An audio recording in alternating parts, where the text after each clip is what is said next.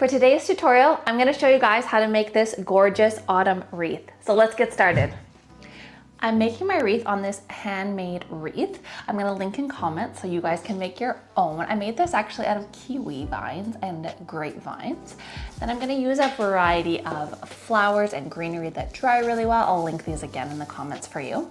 I'm obsessed with this little guy. This is celosia, and when it dries, it's this beautiful ombre pink color. So cool. Then I've got my wire here. This is 24 gauge florist wire, and then pruners. You'll find that scissors don't really cut that great, so that's why I always have a pair of pruners, a must have to invest in if you're going to be doing floral work in the future. So on this wreath frame here, you can see that this part's a little bit ugly. So where I'm choosing to start, I'm gonna make sure that I cover this part. I'm gonna take my wire, and with this technique here, we're gonna work with one continuous spool of wire. So I'm gonna pull off a piece about yay long, and I'm just going to take it and wrap it around a piece of the vine. And I find it easier to work with the tail of the string rather than trying to take this paddle and work it all the way around. So I'm just taking my tail and wrapping it around, I don't know, 6 or 7 times to make sure that it's nice and firm in place. Give it a little tug to make sure it's not going anywhere. Oh, I didn't do this one very tight. So let's do it a little bit, a couple more loops around it.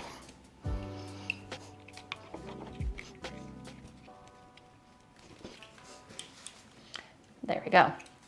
With this phenomenal amaranth, it's got all these leaves that aren't going to dry super well, so I'm just going to trim these all off. So that way when I'm ready to start making my wreath, I don't have to fiddle around with all this processing part. I can just get right to making my arrangement. There you go, there's a beautiful piece there. And I'll do the same thing for my other flowers, like the celosia. Again, just taking off any leaves off any of the things that I'm gonna be using in my wreath today. Before I get to wiring, I kind of like to mock it up on the wreath frame, and that way I can adjust it before kind of semi-committing with the wire. But I'm going to create the little bundles with this Dusty Miller as the backdrop, and then I have some status here that I've already dried, and I'm gonna add it in that as well, and some celosia, and just make a little bit of a layered bouquet here, and adding in the poppies for some cool height in the back. Then I'm gonna just take it to kind of see how I like it by like laying it out against the wreath frame and giving myself an idea of, do I like that or not? And then that way I can add on more before committing to wiring it. I love the look of the vine here, so I'm not gonna fill the entirety here. I'm just going to fill in a corner of it. Then I can also play around with the other side. Like I find this Dusty Miller over here is just way too overpowering. So that's where I can just take it and cut it down a little bit. So that gives me a better idea before I start wiring kind of what I'm gonna have looking, what everything will be looking like once I get it all in place.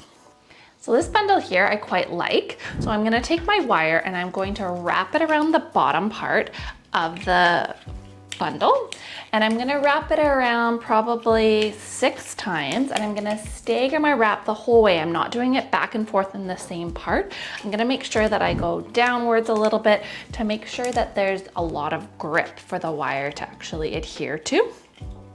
And making sure that in between I give it a pull, and that I don't let this wire get really long. Like I see beginners do this all the time. They let their wire kind of unspool like this, and then it gets really hard to work with. So I like to keep my wire nice and close together when I'm wiring it on.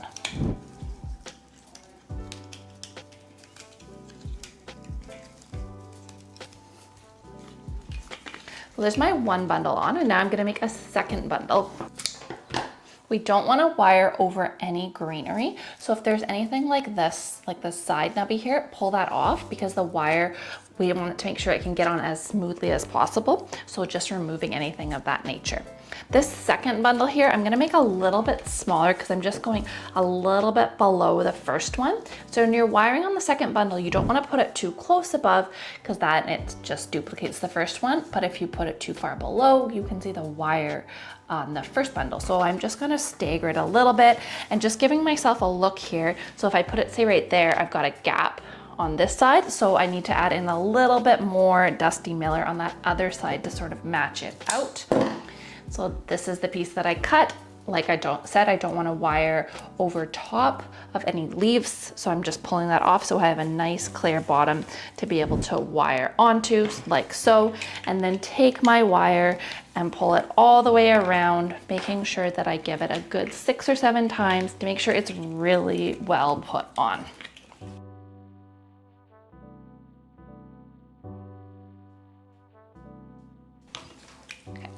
So there's my 2 bundles. Now, because I'm just doing a small amount of arrangement on this wreath, I'm gonna start on the other side now.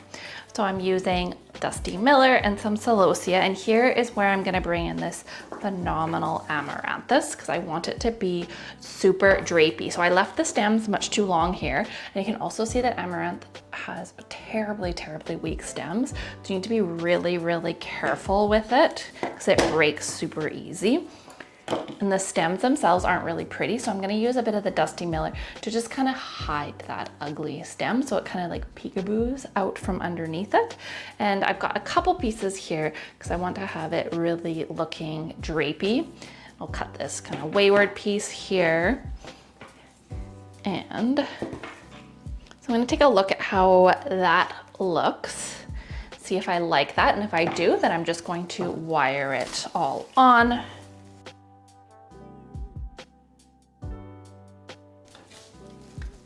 I need to now cover this side here. So I'm gonna create another little bundle with my Dusty Miller and my other flowers.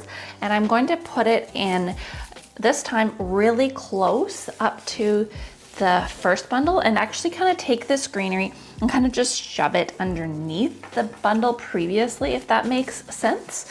And then that way it will cover that wire that we could see there earlier, and take my bundle of wire and just wrap it around nice and tight. I just put a little bit of a smaller bundle right now, and then I'm gonna see how that looks. And I think I need to add in a little bit more amaranth. I'm gonna just chop this Dusty Miller stem a little bit shorter. It's a little too big. So I'm gonna put in some of this amaranth to give it a little bit more draping going on, just kind of pushing this stem back underneath the other one so I get the maximum amount of coverage here, and add in a little bit more Dusty Miller just so I have coverage and you don't see that wire. It's always a little, the trickiest part is kind of ending the bundles and wrapping over it again. When I am done here, I'm gonna take my spool of wire and give it a cut, a length kind of about here, and just take this wire and thread it back and forth around the vine and do a couple twists to make sure that that wire isn't going to go anywhere. And then I'm going to take a little peek here and see if I have any sort of holes. So you can see right here where I sort of ended it off, there's a little bit of a gap going on there. So I'm going to take some more flowers, and because this is in a wire frame, there's tons of little nooks and crannies I can really like stick the flowers in. It's a little bit trickier if I'm working with a wire frame one, but this one, like, I can really find a spot where I can just shove that in so that Dusty Miller fit in perfect. And then I'm gonna add in this other greenery in the middle here. Sometimes it takes a little bit to kind of find a spot where that'll hold in place. So there you go. Now you can't see any gap where I ended it off here. Sometimes I end up with gaps over top here, so I'll want to check that too and maybe add in some greenery here. And I also didn't do a very good job of hiding these two ugly stems here.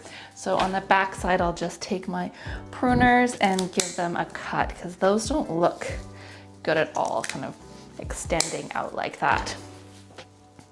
So there we go. I hope you guys enjoyed learning how to make this autumn wreath. And if you like this sort of content, like and subscribe. Thanks everybody for watching.